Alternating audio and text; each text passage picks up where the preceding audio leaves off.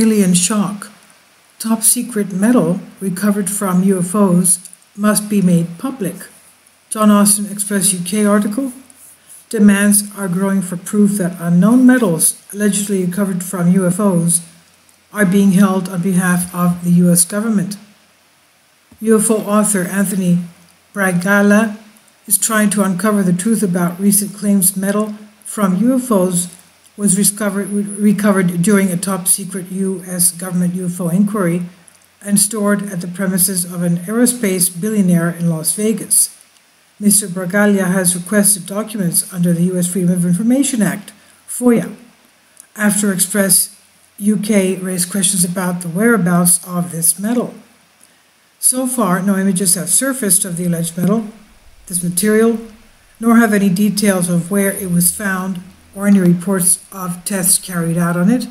He says he is willing and able to sue the U.S. government if the information is not supplied.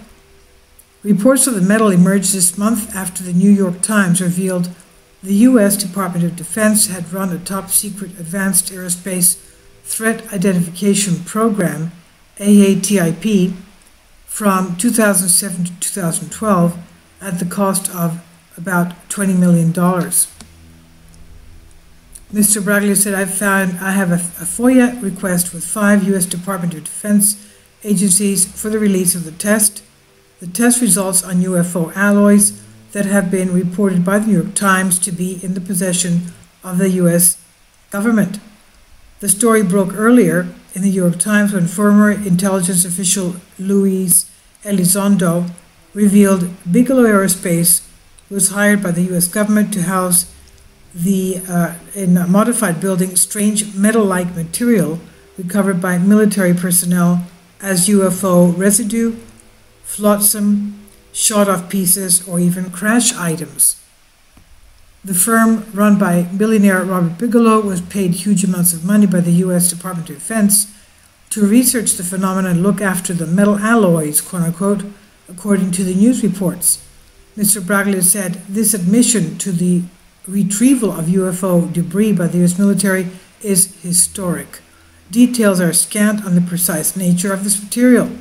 In order to find and flesh out details on the debris, I'm compelling several agencies to reveal all that they know about these possible alien alloys.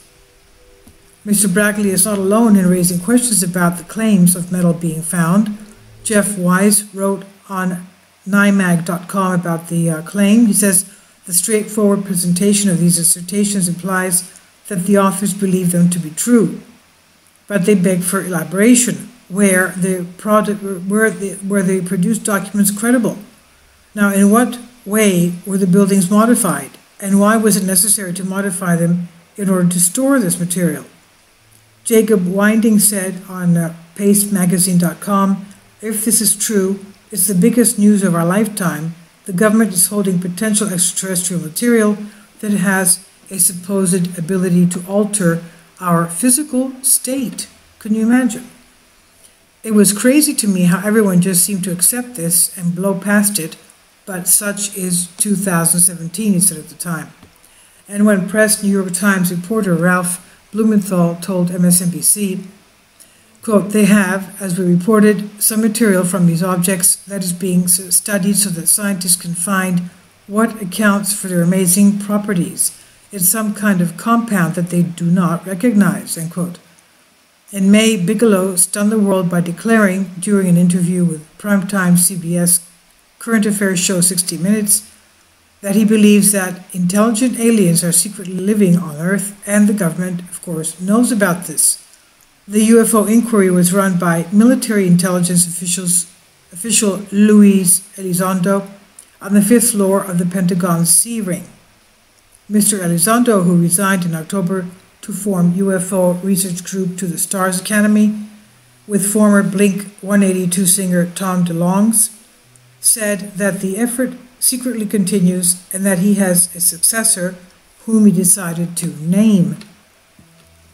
Nick Pope, a former investigator of the UFO phenomenon for the British Ministry of Defense, said, quote, there are tests that can tell whether or not material has been in space, such as those that involve examining isotopic ratios or looking at ionization.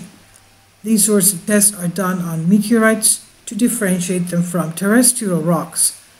If any materials were exposed to cosmic rays, it does not prove they're alien, as they might have come off a satellite or a rocket, but it certainly narrows things down. These tests are so obvious to chemists and materials specialists that there is no way they will not already have been done. Bigelow Aerospace must know the results of these tests, and presumably their findings were briefed back to the AATIP. He believes it will be a slow getting information released, and he said journalists and UFO researchers are in for an unpleasant surprise when they find out how just many of their AATIP-related Freedom of Information Act requests will be turned down because the information is exempt, as it's held by Bigelow Aerospace and not by any federal agency. Maybe that's why they gave it to a private company to begin with, so that FOIA requests will not have any hold on a private company. Now, that's one of the reasons why government moves particularly sensitive projects into the private sector in the first place. No official reports on the alleged materials have been released, but it's claimed that research was also carried out on people who came into contact with this material to see if there were any effects on them. The secret UFO project was originally funded at the request of former Senator Harry Reid, who retired from Congress this year.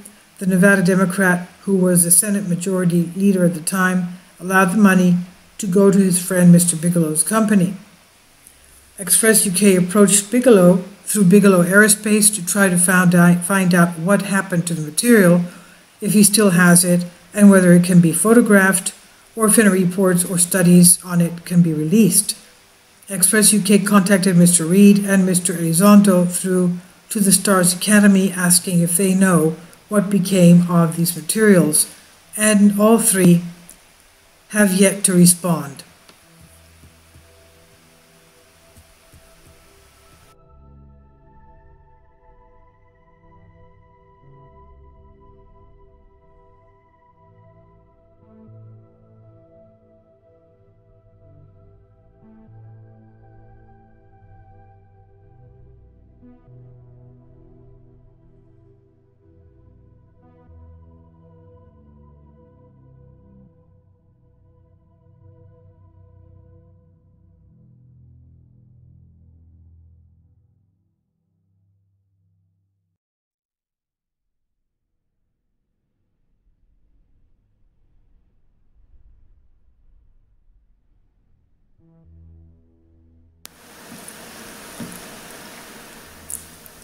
If you'd like to join me on my Patreon account, you will hear content not covered by mainstream media.